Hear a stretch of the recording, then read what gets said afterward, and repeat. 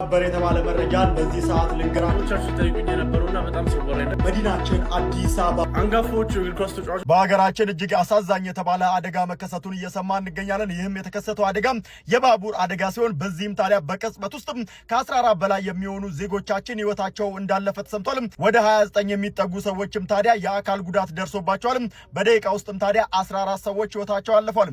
ይህ አደጋ የደረሰው ከደወሌ ወደ ድሬዳዋ ጉዞ ላይ ሲያደርግ የነበረ ባቡር ተገልብጦ ሲሆን በዚህም ታዲያ ትናንትና ሌሊት 8 ሰዓት አካባቢ ይህ አደጋ ተከስቶ እስካሁን ከባድ ጉዳት የደረሰባቸው ሰዎች ህክምናቸውን እየተከታተሉ ይገኛሉ።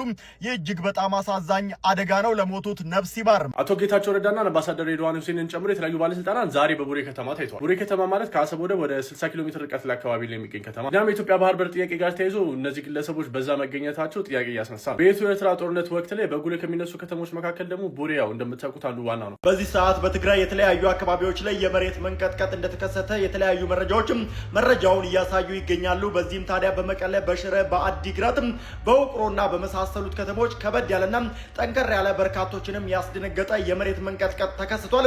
ይህም ታዲያ ባለፉት ሳምንታት ውስጥ ለሁለተኛ ጊዜ መሆኑን ተከትሎ ነዋሪዎች ስጋት ውስጥ መግባታቸውንም ገልጸዋል። ኢትዮጵያ በማልቀስና እንባ በማፍሰስ ውድድር አንደኛ ወጣች የሚሉ በኤአይ የተሰሩ ቪዲዮዎች አሁን ላይ በሰፊው የተሰራጩ መሆኑን ብዙዎቻችሁ ተመልክታችኋል ብዬ አስባለሁ።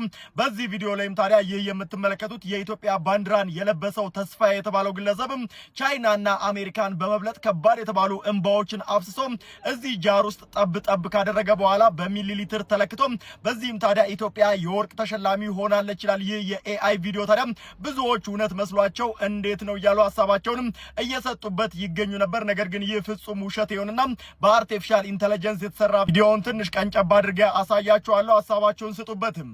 40 seconds to go. Ethiopia still in front, 973 milliliters. Tesfaye is pouring his heart out. Look at that China at 723, the US at 639. Timer. በነገራችን ላይ የ12ኛ ክፍል ተማሪዎች ከሰኞ እስከ ሰኞ ትማራላችሁ እየተባላችሁ ይህን መረጃ በጣም ብዙ 12ኛ ክፍል ተማሪዎች እየነገሩ ነው። ብዙ ትምህርት ቤትም ይሄ ነገር ተነግሯቸዋል። ኢቭን አስተማሪዎቹም ጭምር ነው ይሄ ነገር ኢንፎርም የተደረጉት። ከወንደስ ያው ተማሪዎቹ ይሄ ነገር አልተቀበሉትም፣ ደስ አላላቸውም። አንዳንድ ትምህርት ቤት ደግሞ አስተማሪዎችም ጭምር ነው በዚህ ነገር ደስተኛ ያልሆኑት። ማግኘት የምችለውን መረጃ ስለዚህ ጉዳይ አጣርቼ ለማቅረብ እሞክራለሁ። እስኪ ይሄ ነገር እናንተ ትምህርት ቤት ተስተብሏል የተባላችሁ ተማሪዎች ካላችሁ እስኪ ዲቴሉን ወይ ኮሜንት ላይ ነገሩኝ ወይ ደግሞ በውስጥ መስመር አስቀምጡልኝ። አሁን የምነግራችሁ መረጃ መኒ ሂስት ወይም ደግሞ ኦሽን 11 የሚባሉት ፊልሞች ጋር አይገናኝም።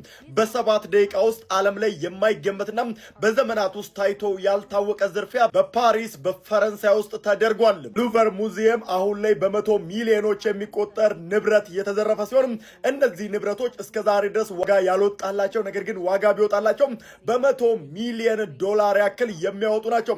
ታዲያ ዘራፊዎቹ ልክ ኮንስትራክሽን ሰራተኛ መስለው በጀርባ በኩል ገብተው መስታወቱን ሰብረው በ7 ደቂቃ ውስጥ እነዚህን ቅንጡ የተባሉና ናፖሊዮን እንደዚሁም የናፖሊዮን ሚስትና የናፖሊዮን ቤተሰቦችም ሲጠቀሙባቸው የነበሩ በርካታ ዳይመንዶች፣ ወርቆች እንደዚሁም ደግሞ ኦፓል፣ ሳፋየር እና ሌሎች ጌጣጌጦችንና ማዕድናትን ጨምረው ሰርቀው ጠፍተዋል። እስካሁን ድረስ ደብዛቸው አልተያዘም። ከክሬኑ ከወረዱ በኋላ ታዲያ በሞተር ባይክ ወይም ደግሞ በስኩተር ነው ያመለጡት። ይህም ታዲያ አሁን ላይ በዓለም ዙሪያ ላይ በሰፊው መነጋገሪያ አድርጎታል። እነዚህ ዘራፊዎችም አሁንም አልተያዙም። መኒ ሂስትና ኦሽን 11 የሚባሉ ፊልሞች እንዳይመስላችሁ ይህ ነገር በትናንትናው ዕለት በፓሪስ በፈረንሳይ የተፈጸመ ነው።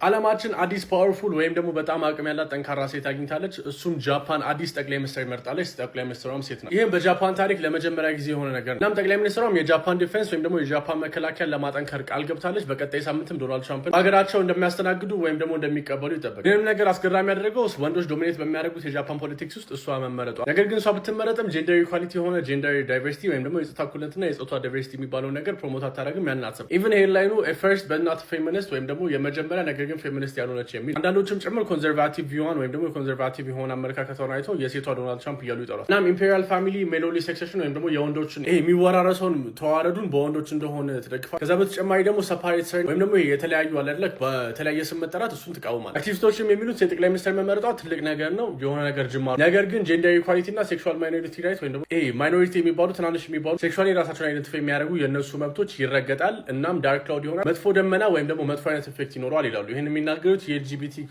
ራይትስ አክቲቪስት የሆኑት ናቸው። ሀራም ቦል እናይበታለን ብለን ያሰብነው ጨዋታ 4-0 ተጠናቋል። ዛሬ ሻምፒየንስ ሊግ በጣም ብዙ ጎሎች ነው የገቡት እንደምትመለ እና በሻምፒየንስ ሊግ ታሪክ በአንድ ቀን ሆነ ሲንግል ማች ዴይ ብዙ ጎል የገባበት ቀን ዛሬ። አካውንቴ ችግር ላይ ስለሆነ ይህንን ቪዲዮ ሪፖስት ያደረጋችሁት ብዙ ሼር ኮፒ ሊንክ አድርጉት። ቪዲዮንም ከጨርሳችሁ በኋላ አካውንቴ ውስጥ ገብታችሁ አካውንቴን ብዙ ጊዜ ኮፒ ሊንክ አድርጉት። ያው አርሰናል 4-0 አሸንፎታል አትሌቲኮ ማድሪድን። አራቱም ጎል የገባው ከረፍት በኋላ ነው። ኬሬሽ 2 አግብቷል። አንደኛውን ጋብሪኤል ማርቲኔሊ፣ አንደኛው ደግሞ ጋብሪኤል ማጋሌሽ ያገባው ቴስታ ራይስ የሚገርም ኳስ ነው ያቀበለው።